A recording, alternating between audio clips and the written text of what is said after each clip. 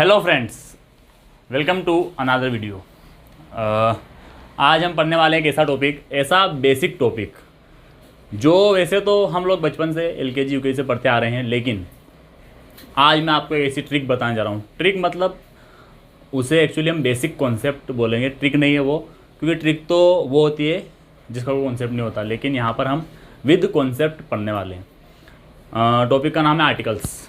Articles वैसे mainly 3 तरीके के होते हैं जो कि हमने अभी तक पढ़ा है, लेकिन हमने जो उसका तरीका पढ़ा है अभी तक, वो तरीका कहीं ना कहीं थोड़ा सा डिफरेंट है। गलत नहीं कह सकते, लेकिन डिफरेंट है, क्योंकि जब हम आर्टिकल्स को प्लेस करते हैं तो जो हमारे पास अभी तक का तरीका है उसमें कुछ चीज़ें गलत हो सकती है। जैसे ए, एन और द। अगर मैं कहूँ कि ये बुक लिखा हुआ है, इस बुक के आगे मैं क्या प्लेस करूँगा, तो जाहिर सी बात है मैं इसके आगे ए लगाऊंगा अभी तक की नॉलेज के हिसाब से, क्योंकि अभी तक हमने यही देखा है कि ये जो बुक है इसका फर्स्ट लेटर बी है, और जहाँ भी हमें फर्स्ट लेटर बी मिलेगा वहाँ पर हम ए प्लेस कर देंगे। उसी तरीके से मेरे पास ये डॉग है एक, इस डॉग में अगर मुझे कोई आर्टिकल प्लेस करना है तो ऑब्वियसली मैं यहाँ पर ए प्लेस कर दूँगा, क्योंकि इसका भी फर्स्ट लेटर डी है and D is a consonant obviously, इसलिए मैं इसके आगे भी ए प्लेस करूँगा। लेकिन जब मैं इन दोनों की बात करता हूँ, ईगल और एग, इनके आगे मैं क्या प्लेस करूँगा, ये है ईगल, और इसके आगे मैं प्लेस करूँगा एन ऑब्वियसली, जो कि हमने अभी तक पढ़ा है कि अगर किसी वर्ड का first letter E, A E I O U यानी कि वोवल में से कुछ है तो हम एन प्लेस कर देंगे यहाँ पर। उसी तरीके से जो एग लिखा हुआ है, इस एग के आगे भी मैं एन लगा दूँगा, क्योंकि इसका भी फर्स्ट लेटर ई है, और हमने पढ़ा है कि अभी तक कि अगर किसी भी वर्ड का फर्स्ट लेटर वोवेल है तो एन प्लेस कर देंगे। सिमिलरली लास्ट में आता है द। वैसे द का हम सभी को पता है कि ऐसी चीज़ें जो या तो द ओनली वन है इस दुनिया में या द बेस्ट वन है तो द लगाएंगे, और बाकी द के बहुत सारे फंडे हैं। वैसे द सुपरलेटिव डिग्रीज में भी हम सभी के आगे द लगाते हैं। और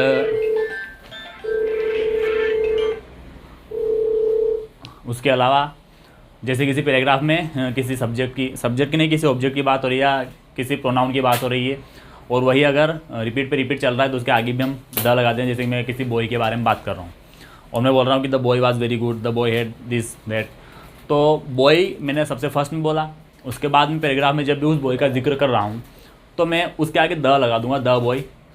इट शोज़ दैट कि हम उसी की बात कर रहे हैं जिस बॉय की हमने फर्स्ट में शुरुआत की थी। अब हम आते हैं इस टॉपिक पे कि ये जो द है, सन के आगे ऑब्वियसली द लगेगा, क्योंकि sun is the only one, moon is the only one, and greatest, यानी कि यहाँ पे हमने बात की है एक सुपरलेटिव डिग्री की, greatest, biggest, longest, tallest, the best, सबके आगे द लगता है। ओके, तो ये तो हो गया अभी तक का बेसिक नॉलेज जो हमने पढ़ा है कि हम द लगाएंगे उनके आगे जो कि इस दुनिया में या तो द बेस्ट वन है या द ओनली वन है या कुछ सुपरलेटिव डिग्री से उनके आगे। एन का हमने पढ़ा है कि कोई भी वर्ड हो जिसका फर्स्ट लेटर अगर वोवेल है तो उसके आगे हम एन लगाएंगे, और कोई भी ऐसे वर्ड्स जिनका फर्स्ट लेटर अगर कॉन्सोनेंट है तो उसके आगे हम ए लगा देंगे। लेकिन बेसिकली ये बेसिक ही है। एडवांस में हम इस तरीके से देख सकते हैं इन्हें कि मान लीजिए अभी मुझे यहाँ पर प्लेस करना है कोई articles, unique, honest, European, R के आगे, तो इस नॉलेज के अनुसार मैं इस यूनिक के आगे क्या प्लेस करूँगा। ऑब्वियसली इसका जो फर्स्ट लेटर है, ये फर्स्ट लेटर क्या है, you, and you is a vowel, तो मैं इसके आगे कोशिश करूँगा कि यहाँ पे एन लगा दूँ। उसके बाद ये जो ऑनेस्ट है, इसका फर्स्ट लेटर है H, and H is a consonant, so इसके आगे मैं क्या लगा दूँगा, ए ऑनेस्ट। ओके, तो ये दोनों मैंने फर्स्ट लेटर को देख के पोजीशन को प्लेस कर दिया। लेकिन होता क्या है कि जब मैं इन दोनों के फर्स्ट लेटर को देखकर इनके आर्टिकल्स प्लेस करता हूँ तो ये मेरे पूरी तरीके से गलत हो जाते हैं। अब क्यों हो जाते हैं उसका रीज़न जान लीजिए, क्योंकि चाहे इनका फर्स्ट लेटर, इसका फर्स्ट लेटर वोवेल है, इसका फर्स्ट लेटर कॉन्सोनेंट है, लेकिन the letter does not matter at all. यहाँ पे जो मैटर करता है वो है इनका साउंड, यानी कि इन वर्ड्स को बोलते वक्त मैं साउंड क्या प्रोड्यूस कर रहा हूँ।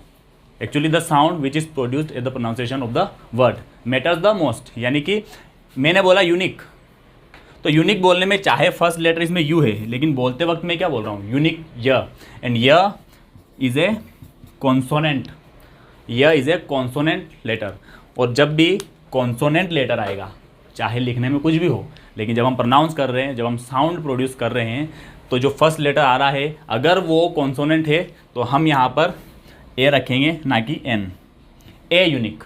ओके, उसी तरीके से ये जो ऑनेस्ट लिखा हुआ है, इस ऑनेस्ट में हम क्या देख सकते हैं कि चाहे इसका फर्स्ट लेटर कॉन्सोनेंट है, दैट्स ओके, लेकिन जब हम इसे बोल रहे हैं तो हम साउंड क्या प्रोड्यूस कर रहे हैं। मैं बोल रहा हूँ ऑनेस्ट, ना कि होनेस्ट। होनेस्ट तो होता नहीं है ना, अगर आपको पता हो, हमने बचपन से पढ़ा है कि यहाँ पे एच लिखा हुआ है, लेकिन इसको हम रीड क्या करते हैं, ऑनेस्ट। और जब मैं ऑनेस्ट बोल रहा हूँ तो फर्स्ट लेटर क्या प्रोड्यूस कर रहा हूँ, uh, O, and O is an vowel, O is an vowel sound. तो अगर मैं यहाँ पे वोवेल साउंड प्रोड्यूस कर रहा हूँ तो यहाँ पे एन आएगा। ओके, यानी कि जो साउंड हमने प्रोड्यूस किया वो साउंड कॉन्सोनेंट या वोवेल है, इससे फ़र्क पड़ता है, ना कि फर्स्ट वर्ड से फ़र्क पड़ता है। यहाँ पे अगर हम देखें तो मैं बुक बोल रहा हूँ, फर्स्ट वर्ड ब प्रोड्यूस कर रहा हूँ, लेटर सॉरी, यहाँ पे डॉग में ड प्रोड्यूस कर रहा हूँ, ईगल में ई प्रोड्यूस कर रहा हूँ, और एग में ए प्रोड्यूस कर रहा हूँ। उसी तरीके से अगर हम इन दोनों को देखेंगे तो यूनिक के आगे ए आएगा, क्योंकि यूनिक बोलते वक्त मुझे य सबसे फर्स्ट में प्रोड्यूस करना पड़ रहा है, एंड य इज़ ए कॉन्सोनेंट। उसी तरीके से ऑनेस्ट में चाहे एच है, लेकिन प्रोड्यूस करते वक्त हम ऑनेस्ट बोल रहे हैं, and O is a vowel. तो इस तरीके से अभी हमारे ये सही है और ये भी सही है। सेम टू सेम हम इन दोनों पे आ जाते हैं।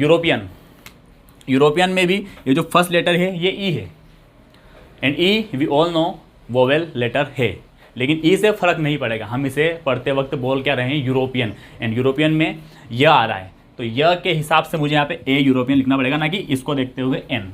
Okay, next our. ये बोलने में ये फर्स्ट वर्ड, इसका फर्स्ट लेटर जो है वो एच है, और एच इज़ ए कॉन्सोनेंट, तो उस हिसाब से हम यहाँ पे ए आवर नहीं लिख सकते। क्यों? क्योंकि ये पढ़ने में आर आएगा, आर, ना कि हावर। ये हावर नहीं होता, ना ही आवर होता है, इसको हम बोलते हैं आर। क्या बोलते हैं? आर। और आर में सबसे फर्स्ट लेटर क्या आ रहा है? आ। और आ के हिसाब से मैं इसमें एन लगाऊंगा, an hour, half an hour. हम बोलते हैं ना हाफ एन आर, तो वो हाफ एन आर होता है। हम हाफ ए आर क्यों नहीं बोल देते? क्योंकि इसमें चाहे आ एच रहा है, लेकिन होता क्या है कि जब हम इसका साउंड प्रोड्यूस करते हैं, या यूँ कहें कि जब हम इसे प्रोनाउंस करते हैं, तो प्रोनाउंस करते वक्त हम इसे आर बोलते हैं, और आर में जो फर्स्ट लेटर है वो वोवेल है, इसलिए हम यहाँ पे आर को एन आर बोलते हैं, ना कि ए आर। ओके, तो ये था आर्टिकल्स का बेसिक नॉलेज, जिसे हम अभी के हिसाब से एडवांस बोल सकते हैं, क्योंकि बेसिक तो ये ऊपर का है जो हमने अभी तक पढ़ा है, लेकिन एक्चुअली इन वर्ड्स को अगर देखा जाए तो इनके आगे हमारा ये बेसिक वाला नॉलेज फेल सा हो जाता है। इसलिए आज के बाद अगर हम कहीं भी आर्टिकल्स को प्लेस कर रहे हैं, ए और एन को, तो उनका फर्स्ट लेटर ना देखते हुए उनको रीड करें, उनको प्रोनाउंस करें, और प्रोनाउंस करने पर जो भी साउंड प्रोड्यूस हो रहा है, फर्स्ट लेटर अगर कॉन्सोनेंट प्रोड्यूस हो रहा है तो ए करेंगे, और फर्स्ट लेटर अगर वोवेल प्रोड्यूस हो रहा है तो एन करेंगे। That's it. तो आज के बाद आर्टिकल्स को साउंड के हिसाब से प्लेस करें, ना कि फर्स्ट वर्ड के हिसाब से। और बाकी द का तो हम सभी को पता है, द ओनली वन या द बेस्ट वन, बाकी जितनी भी सुपरलेटिव डिग्री से वहाँ पे द आ जाएगा। पैराग्राफ में कोई बात रिपीट हो रही है, वहाँ पे द आ जाएगा। That's it. वीडियो अच्छा लगा हो तो लाइक करें, शेयर करें, सब्सक्राइब करें, और बने रहिए हमारे चैनल के साथ। Thank you.